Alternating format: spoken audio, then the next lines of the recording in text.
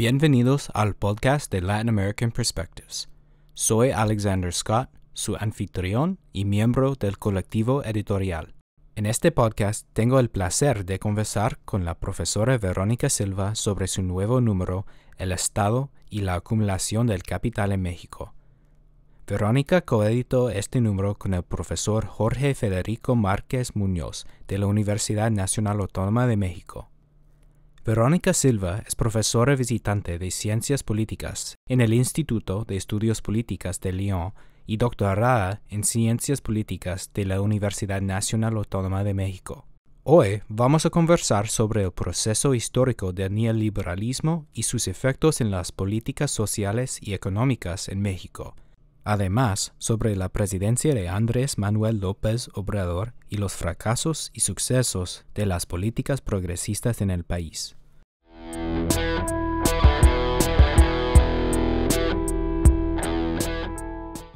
Verónica, bienvenida al Latin American Perspectives Podcast. Muchas gracias, Alexander. Estoy muy contenta de poder conversar contigo, con nuestra audiencia de Latin American Perspectives. Sin duda un magazine, un journal que hace muchos aportes sobre América Latina para el mundo y principalmente pues para América Latina. Así que estamos muy contentos. Vamos a hablar sobre el último número de México.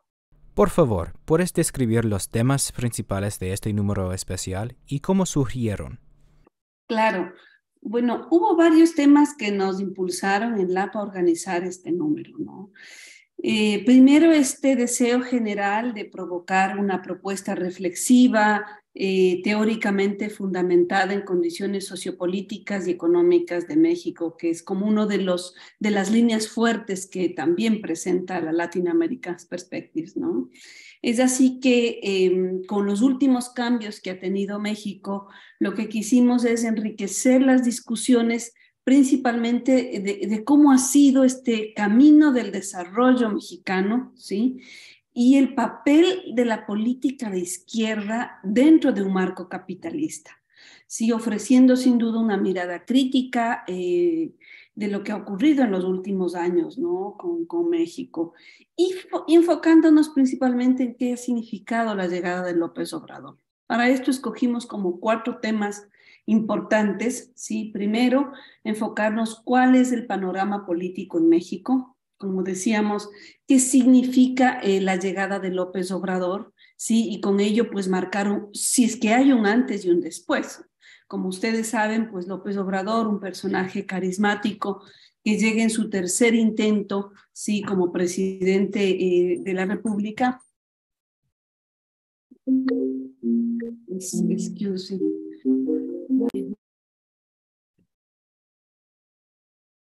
Bueno, como decía, es interesante hablar del panorama político en México, ¿sí? Principalmente porque con ello podemos ver si es que la llegada del presidente López Obrador significa un antes y un después, ¿sí? En su intento de dar batalla con las políticas neoliberales. Que fue principalmente su bandera, ¿no? La lucha contra las clases dominantes, la lucha contra esta oligarquía llena de privilegios, ¿no? En contraste con una población sumida en la pobreza, en la violencia, en la corrupción. Ustedes recordarán, ¿no? México ha sufrido años de violencia, ¿no? Una presencia de narcotráfico que ha carcomido prácticamente la institucionalidad de los mexicanos. Y bueno, con ello, pues sin duda, ¿no? Hay números que dan cuenta de este proceso y también, pues de alguna manera, incluyen, ¿no es cierto?, cómo esta lucha en contra de la corrupción, esta lucha, por ejemplo, en contra de la represión o el respeto a la democracia, si bien son una propuesta del nuevo gobierno, también se ve un poco no clara con las nuevas propuestas. Esta es una de las líneas que se tocan en el mundo. La otra línea son las estructuras económicas, sí, y las desigualdades. Como habíamos señalado, pues hay toda una crítica, ¿no?, en la concentración del capital que ha tenido México en los últimos años, pero que no ha existido una correcta distribución de esa riqueza. Por ejemplo, ¿no? El ingreso de México en el Tratado de Libre Comercio de América del Norte. Si bien por un lado, ¿no es cierto?, intenta ser una economía más abierta, pero esta economía más abierta no necesariamente favoreció a la economía interna de los mexicanos, ¿no? Vamos a ver que realmente son pocas las industrias que logran enfrentar, ¿no?, a la política neoliberal. Y bueno, realmente lo que hemos visto es que los problemas básicos, ¿no? Esas realidades económicas de desigualdad, salarios básicos, continuaron, ¿no? Y el aumento de la desigualdad, pues nunca, no fue como la promesa que el neoliberalismo nos ofertó. Otro tema importante que se toca es el papel del Estado en la economía capitalista, ¿no? Esta es una de las líneas también que el LAP ha trabajado en varios números y bueno, queríamos investigar cómo son estas dinámicas del poder, ¿sí?, dentro del Estado capitalista, principalmente en relación con las propuestas de los nuevos movimientos de izquierda, ¿sí?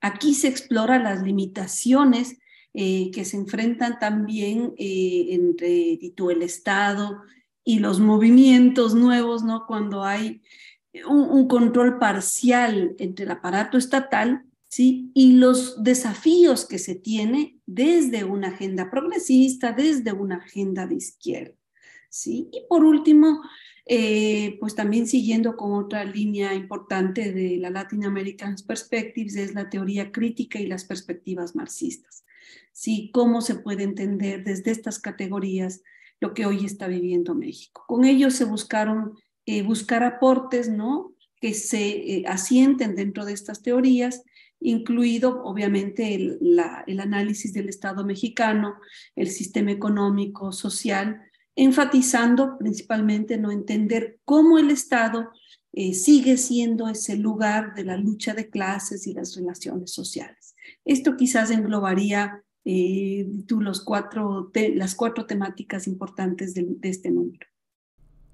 ¿Podrías darle a nuestra audiencia alguna información contextual sobre la historia del neoliberalismo en México?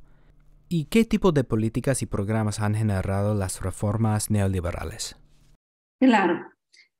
Bueno, como ustedes saben, el neoliberalismo en general en América Latina entra con fuerza en la década de los 80, ¿no? Para el caso mexicano, podríamos decir que tanto los 80 como los 90 son las décadas donde se afianza el neoliberalismo, ¿no?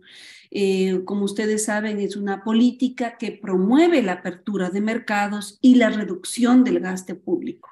Antes de eso, lo que teníamos era una economía que en el caso mexicano, de alguna manera podríamos decir, protegía más a sus industrias, ¿no es cierto?, de la competencia extranjera, el mismo hecho de tener un partido único y que prácticamente vivía del apoyo de estos grupos sociales, sí, hacía que la protección sea mucho mayor incluso que en otras economías latinoamericanas. Pero bueno, el fuerte endeudamiento público, sin duda, pues hay varios estudios que señalan también una mala administración, hace que la deuda, no solo pública, también privada, no llegue a una crisis insostenible al iniciar los años 80. Y bueno, ya con el presidente Miguel de la Madrid, en el año 1982, se ingresa en el neoliberalismo, ¿no? O sea, hay como los sexenios en México como que están muy delimitados y sus políticas también, ¿no? Podríamos decir que el acuerdo, por ejemplo, con el Fondo Monetario Internacional para solucionar el endeudamiento que tenía el gobierno mexicano, pues es la puerta de inicio para el neoliberalismo. Ya posteriormente tenemos al presidente Carlos Salinas de Gortari, con quien se logra, vamos a decir, cimentar estos cambios de apertura de la economía mexicana que se dan prácticamente a finales de los 80. Se privatizaron muchas empresas estatales, se flexibilizaron las leyes de inversión extranjera, ¿no? Hubo pues recorte en el gasto social, de alguna manera ese Estado mexicano que podía brindar, ¿no?, algunas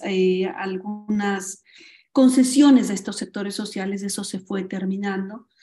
Y claro, Un punto clave que podríamos decir ya con Salinas de Gortari es la firma del Tratado de Libre Comercio en el año 1994, que elimina las barreras comerciales con Estados Unidos y Canadá.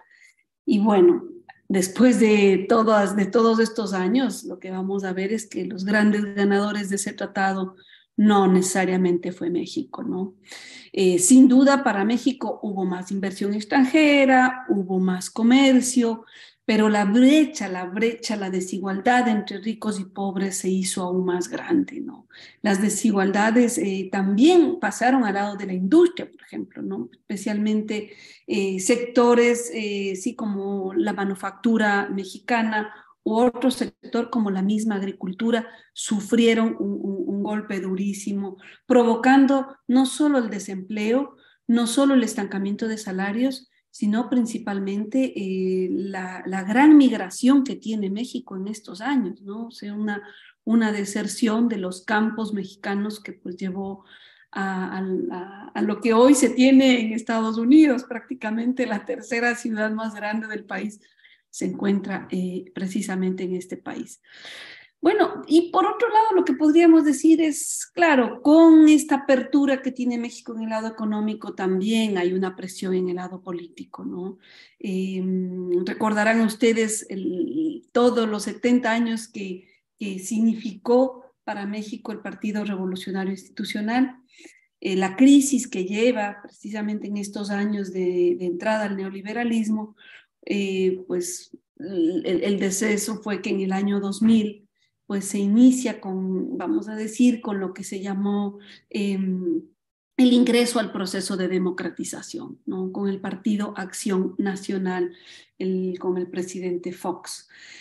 Bueno, sin duda ha sido una etapa, vamos a decir, de modernización para México, no lo podemos negar, ¿no? México se abre al mundo, pero tampoco podemos decir que se ha resuelto la pobreza, la desigualdad y aún lo más grave, ¿no? El ingreso también de un periodo de violencia muy duro, muy cruento, que ha hecho de esta etapa neoliberal quizás una etapa pues también muy dolorosa y muy sangrienta para los mexicanos.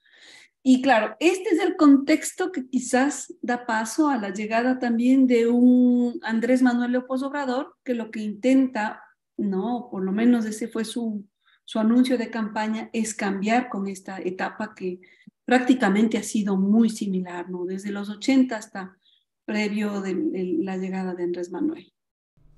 ¿Podrías compartir algunas reflexiones sobre el tema de la corrupción, el crimen organizado y la violencia en el país? ¿Crees tú que estos factores se relacionan con los procesos neoliberales? Bueno, sin duda, ¿no? Yo creo que el neoliberalismo tiene sus propias lógicas, ¿no? Y esas lógicas de privilegiar el mercado, de privilegiar la economía, por sobre el mismo respeto a la vida, por sobre el mismo respeto a las relaciones humanas, pues es claro que tengamos este tipo vamos a decir, de consecuencias, ¿no? El neoliberalismo, así como se lo vivió, ese neoliberalismo, vamos a decir, descarnado que se vive en México, también se vive en toda América Latina. Son graves las crisis que aún hoy seguimos viviendo, ¿no? Pero bueno, de alguna forma, ¿no es cierto?, la desregulación, la privatización, ¿qué promueven? De alguna manera también promueven la corrupción.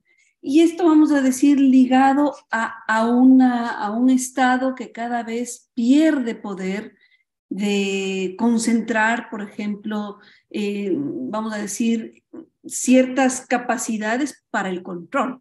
Entonces, ¿qué es lo que ocurre en México?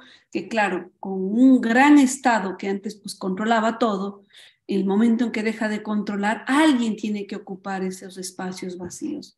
¿Sí? Y realmente surge el crimen organizado, no solamente porque México tiene una cercanía con Estados Unidos, que es el país que sabemos muy bien, es uno de los principales demandantes de la droga, ¿no? Y bueno, esta relación tan cercana hace que también el crimen organizado tenga esta línea directa pues con el narcotráfico. Y esto ligado a la violencia, no se puede separar, ¿no? La misma lucha entre los carteles es precisamente por la falta de regulación que ha tenido, ¿no?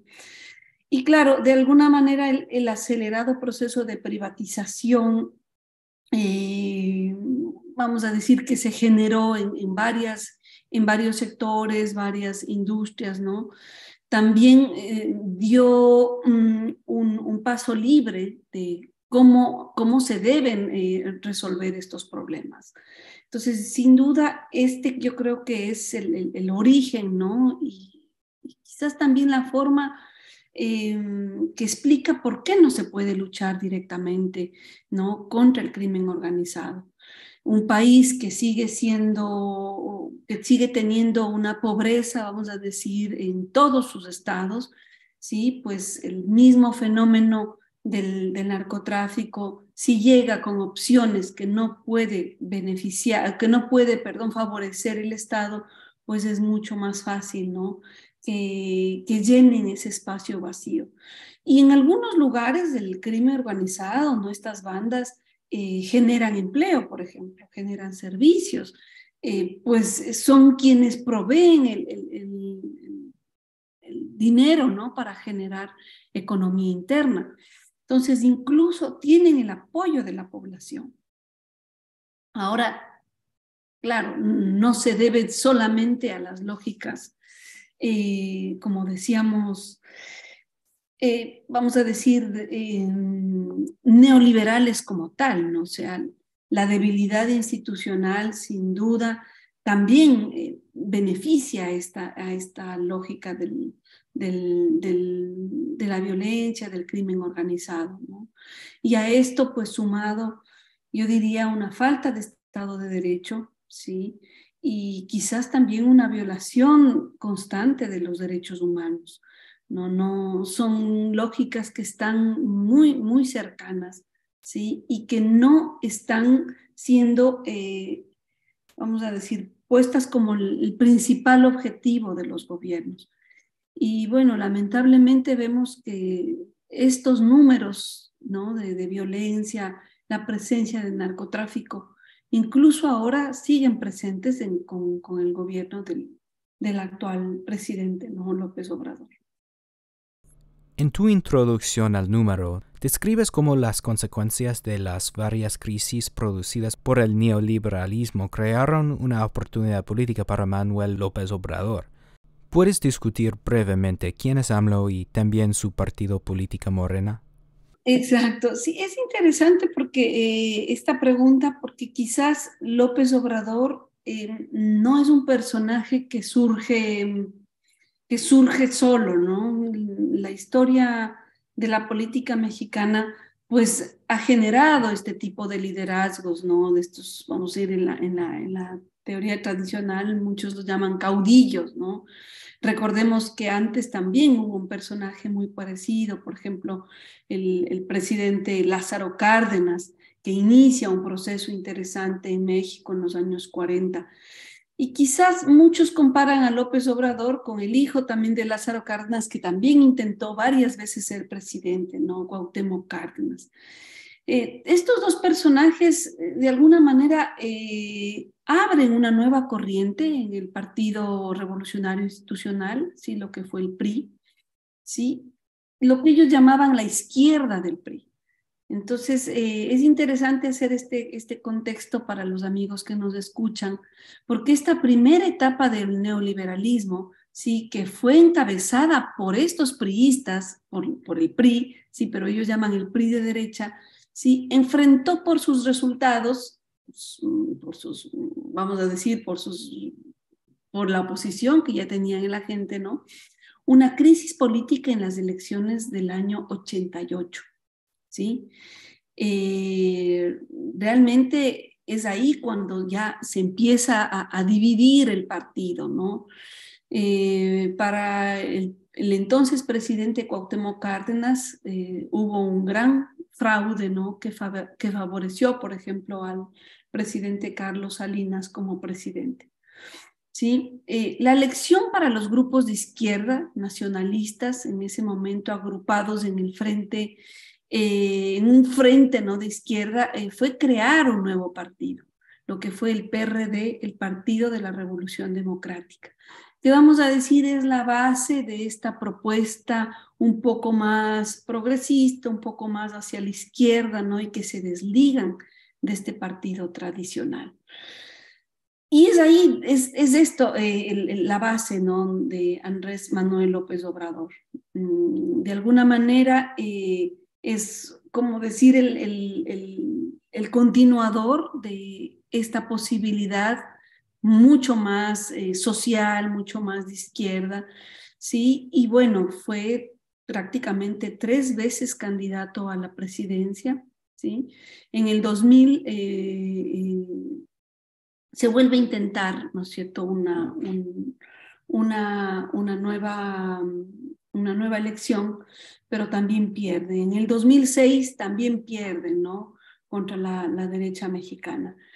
2012 también pierden, ¿no?, como PRD, ¿sí? Y bueno, ya el 2018 pues se gana contundentemente. Vamos a decir Andrés Manuel López Obrador, generador, ¿no?, de esta nueva tendencia, lo que podríamos decir es una figura, ¿no?, que marca quizás este poder generar una política diferente. Ahora, lo que podríamos decir ya, pues casi al finalizar su mandato, si realmente ha logrado esto Andrés Manuel López Obrador. Y si bien de alguna forma continúa con un apoyo muy popular, ¿no?, con un apoyo en algunos sectores, vamos a decir, empobrecidos del país, tiene mucha resistencia con las clases medias, ¿no? O sea, y esa resistencia precisamente se debe a la forma como ha enfrentado la política, ¿no? Quizás una política mucho más vertical, una política no tan amplia para otros sectores sociales, ¿sí? Un presidente que también se ha acercado más a una tendencia, vamos a decir, no necesariamente tan laica, ¿no?, que ha sido una de las tradiciones de los mexicanos. Ahora, Morena, Morena también surge como una ruptura de lo que fue ese PRD, ¿no? Entonces es interesante, el PRD surge de una ruptura del PRI, pero Morena surge de una ruptura prácticamente de lo que significó el PRD. Morena significa Movimiento de Regeneración Nacional, ¿sí? Y bueno, en 2011 inician este gran movimiento social, no son un partido político, y bueno, con una línea muy de defensa de los derechos sociales, muy con las banderas de izquierda, ir en contra de la corrupción, luchar contra la desigualdad social, logran pues mantener, vamos a decir, esa esperanza en los sectores más populares. Lo que hemos visto es que realmente AMLO con Morena resultaron ser un gran fenómeno para la economía, para la política, incluso para el ámbito social mexicano, ¿no? Ahora, vamos a decir, con su contundente triunfo en el año 2018, lo que se espera es que algo parecido sea el próximo año, que son las elecciones en el año 2024. La presencia de AMLO, reitero, si bien no ha sido bien vista por algunos sectores sociales, lo que podemos decir es que su promesa de ver más por los pobres, ¿no?, su promesa de darles algunas salidas a estos sectores, de alguna manera lo ha cumplido, ¿no? Hay una cantidad de programas sociales que están enfocados exclusivamente en los sectores más empobrecidos. Pero ¿qué ocurre cuando no tienes un balance necesario? Pues realmente dejas a una clase media prácticamente huérfana del Estado. Y es realmente una de las quejas que se hacen varios sectores, ¿no? Estudiantiles, sectores, por ejemplo, femeninos, ¿no?, sectores feministas, sectores ecologistas, donde sostienen que las políticas de Andrés Manuel López Obrador pues no están necesariamente enfocados en resolver los problemas de una mayoría, sino enfocados en resolver los problemas pues, de estos sectores más empobrecidos. Ahora, diríamos, sin duda es importante escuchar estas críticas, que te digo, yo también me podría sumar, pero en un país donde las necesidades de estos sectores empobrecidos son tantas, pues podríamos darle también el beneficio de, vamos a decir, el beneficio de hacer algo por una clase social que ningún gobierno antes lo había hecho. Hay debates en la izquierda sobre el gobierno de AMLO y su política en general. ¿Cuáles son los principales componentes de este debate? En tu opinión, ¿cuáles han sido los logros y las deficiencias de su administración? Claro, señalaba un poco en la pregunta anterior, quizás vamos a continuar con el tema. Por ejemplo, en el tema económico, ¿no? La gente está dividida sobre las políticas de AMLO porque muchos señalan que, por ejemplo, los recortes presupuestarios, el gasto social que según algunos podría perjudicar a la inversión privada y al crecimiento, tú realmente es una política muy ambigua en el gobierno, ¿no?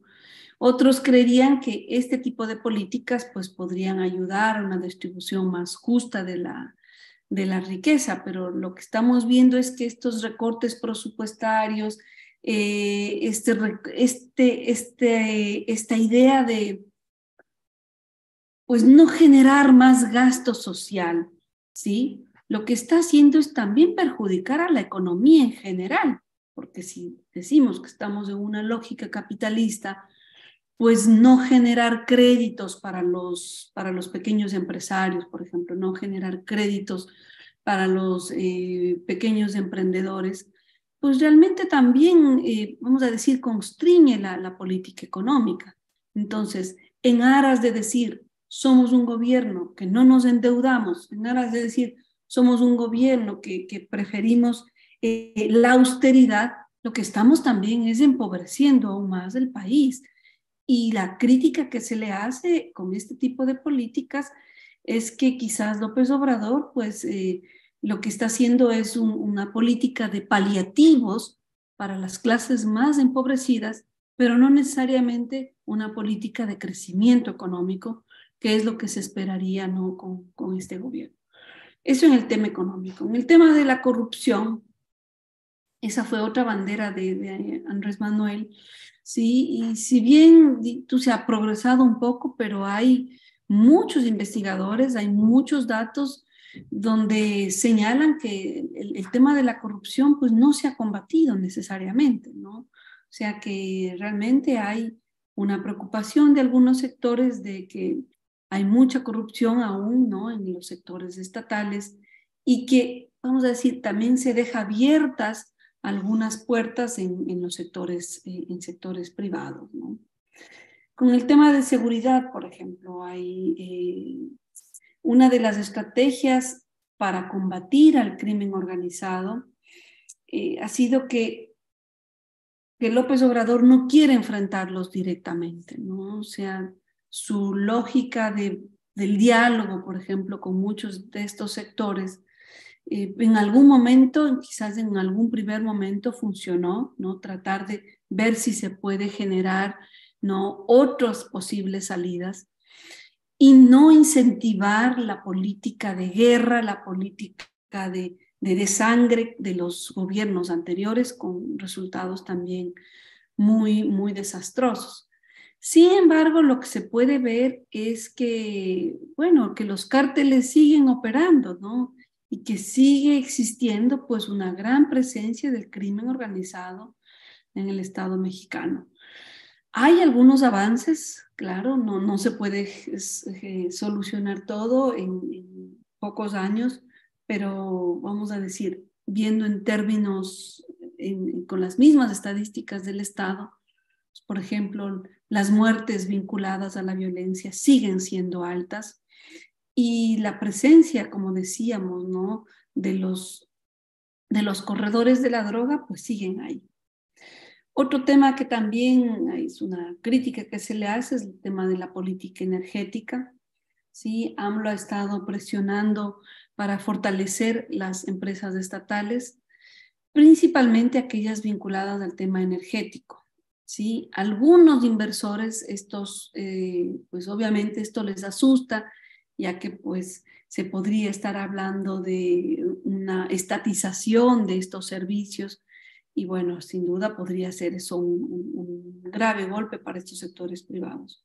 Pero bueno, por otro lado, también se podría dar paso abierto, ¿no? A pensar en otro tipo de energías, como la energía renovable y que esté en manos del Estado. No, esto aún está en proceso.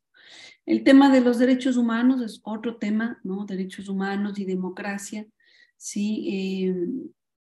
Que han sido, vamos a decir, puestos en discusión. Para muchos sigue siendo un gobierno que no da solución al tema de derechos humanos. Sin embargo, vamos a decir que las banderas del mismo gobierno, ¿no? Siguen señalando que esta es una de sus principales apuestas, propuestas para la gente, ¿no? El tema de la democracia les preocupa mucho, ¿no? Plantea ciertas preocupaciones, principalmente porque lo que señala López Obrador es que muchas instituciones del mismo gobierno, por ejemplo, como el Instituto Nacional Electoral o el Instituto de Acceso a la Información, por ejemplo, son institutos que realmente han estado favoreciendo a sectores específicos más ligados, ¿no? A los partidos tradicionales o más ligados a los grupos de poder. Entonces, ¿qué hace Andrés Manuel López Obrador? Pues trata de incidir con ciertas leyes tratando de quitarles esa autonomía tradicional. Esto, pues obviamente, pues ha generado varios revuelos, ¿no? Y varias críticas al gobierno. Ahora, vamos a decir, en el lado positivo, como señalábamos anteriormente, siguen siendo sus programas sociales. Pero el problema es que muchos de estos programas sociales están más ligados a la asistencia social para los pobres, ¿sí? Para los ancianos, para quizás estudiantes de primeros niveles, ¿sí? Se ha aumentado, por ejemplo, el salario mínimo. Y de alguna forma, el dinero de dónde sale para mantener estos programas es de un recorte del gasto público de otros programas importantes. Entonces, como te decía hace un momento, pues no hay un claro equilibrio, ¿no? Para contentar a todos los mexicanos. En este momento quizás estos sectores, los más empobrecidos, los ancianos, estudiantes de primeros niveles, tienen el apoyo estatal, pero a costa de que otros sectores también importantes han perdido pues el apoyo del Estado. Eso por el momento. Pensando en las campañas presidenciales de 2024, ¿crees que Morena tendrá un buen desempeño en las elecciones? Bueno, de alguna forma esta pregunta, pues sí, sería como intentar resumir lo que ha hecho López Obrador y su gobierno, su movimiento, ¿no? Pero vamos a decir, el movimiento Morena, ¿no? Ha tenido quizás las críticas que muchos de estos procesos nuevos que también surgieron en América Latina tuvieron, ¿no? Pero quizás con una diferencia, yo creo. López Obrador ha logrado mantener sus bases sociales. De la forma como lo hemos explicado, quizás manteniendo políticas asistencialistas, ¿sí? Pero ha logrado mantener una base social que es muy posible, es muy viable que le den el triunfo en las próximas elecciones. Quizás el problema no está tanto en que la oposición pueda resultarles una afrenta a López Obrador y a su movimiento. Quizás el problema está interno, ¿no? Dentro del mismo movimiento.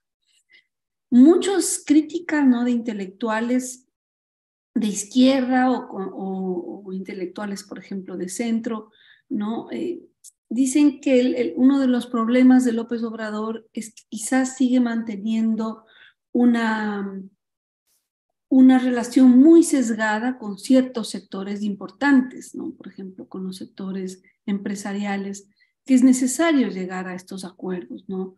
Cerrarse demasiado, cerrar su política de una manera muy vertical, quizás eso le ha traído también enemistades no necesarias, ¿no? Para continuar, por ejemplo, con una política económica que beneficia a los mexicanos, ¿sí?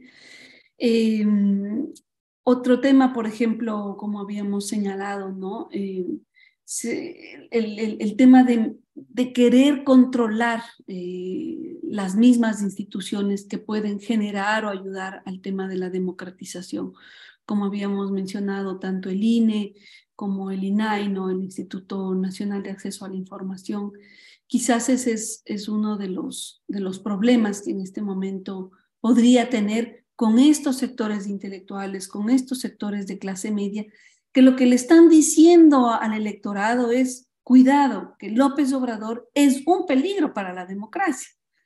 Que bueno, era el mismo mensaje que hace unos años el sector empresarial manejaba contra López Obrador. Cuidado, que López Obrador es un peligro para la economía. Hoy pues resulta que también es un problema para la democracia. Digo, quizás lo que López Obrador debería hacer es también sopesar, como decimos, pues está abriéndose muchos frentes previo a una elección y frentes que quizás sí podrían tener una voz importante al momento de ir a las elecciones, ¿no? Uno de los temas que él también tenía como bandera es no tocar los impuestos, no aumentar la deuda pública, por ejemplo, y sin duda lo ha cumplido, pero como bien lo señalábamos anteriormente, la economía mexicana no está creciendo y ese sí es un verdadero problema, ¿sí? Entonces, no generar deuda también es no generar créditos para los productores, ¿sí? Y lo que estamos haciendo es que de alguna manera el Estado no invierte, ¿sí? No cobra impuestos como debería y que está estancando a sectores importantes de la economía.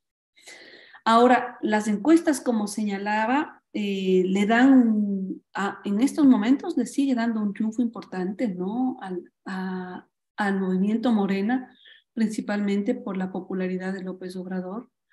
Las dos cartas importantes que tiene en este momento el movimiento es la actual jefa de gobierno, que es de la Ciudad de México, Claudia Sheinbaum, y el ministro de Relaciones Exteriores, ¿no? El secretario, el canciller Marcelo Ebrard.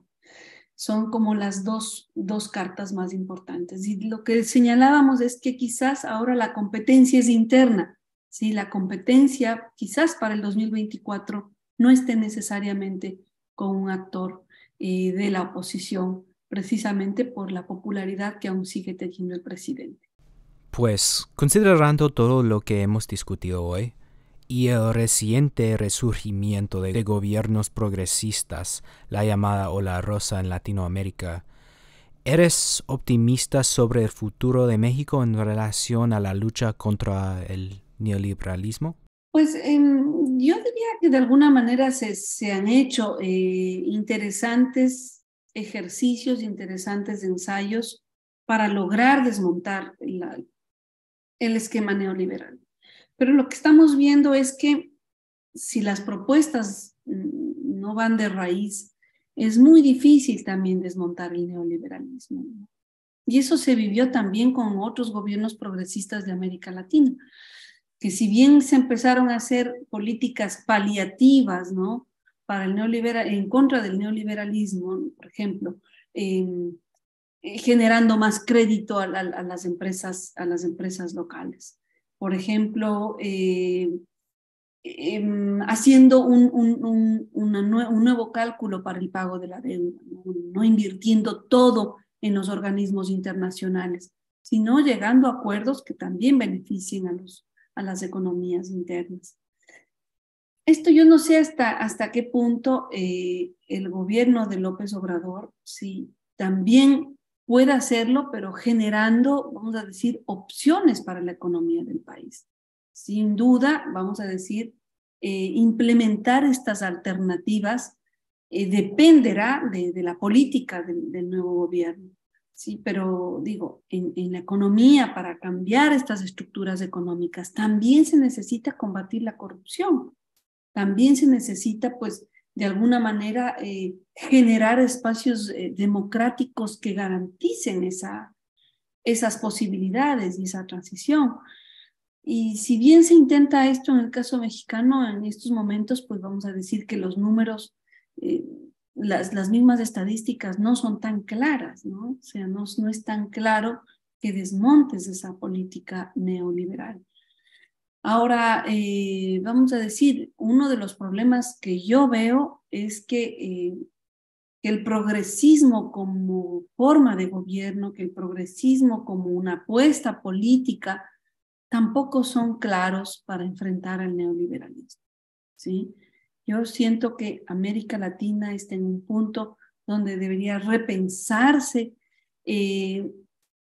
hacia sus propias economías, hacia sus propias fortalezas, porque las tenemos, ¿sí? Y empezar a pensar, por ejemplo, en un mercado común del sur, empezar a pensar en que es posible que nuestros recursos minerales, ¿sí? Que nuestros recursos energéticos puedan ser procesados en nuestros propios países. Seguimos siendo economías muy dependientes de Estados Unidos y mientras esa dependencia continúe, pues va a ser muy difícil que podamos plantear caminos diferentes hacia el neoliberalismo. Y esto lo digo porque es también lo que está viviendo el otro país, vamos a decir, con un monopolio importante como lo es Brasil, ¿sí? Un país también con graves crisis como en este momento es Argentina, y ya no digamos los países pequeños, ¿sí? Entonces estas relaciones de uno a uno con los organismos internacionales, con los Estados Unidos, con Europa y ahora con China, realmente vamos a decir, es un ataque directo a nuestras pequeñas economías. Entonces, hasta que América Latina no se piense a sí mismo como una potencial, vamos a decir, economía, como una potencial región que pueda darle al mundo servicios, que pueda darle productos, pero que también pueda darle otros recursos que tenemos, ¿no? Pero en conjunto, reitero, va a ser muy difícil que empecemos a pensar en una Latinoamérica diferente, ¿no? Con diferentes apuestas al neoliberalismo. Mientras mantengamos esas mismas élites, esos grupos, muchos de ellos ligados a las tradicionales lógicas oligárquicas, ¿no? Que vinculan la economía y vinculan el poder político solamente en sus beneficios, mientras sigamos teniendo esos grupos y no veamos a nuestra América Latina desde sus fortalezas económicas, culturales y sociales, va a ser difícil de que salgamos de esta lógica neoliberal. Pues muchas gracias, Verónica, por compartir tus ideas con nosotros y todos estamos muy emocionados de leer tu nuevo número. No, thank you too, and if you need something, please let me know. Gracias. Bye. Chao. And bye, Alex.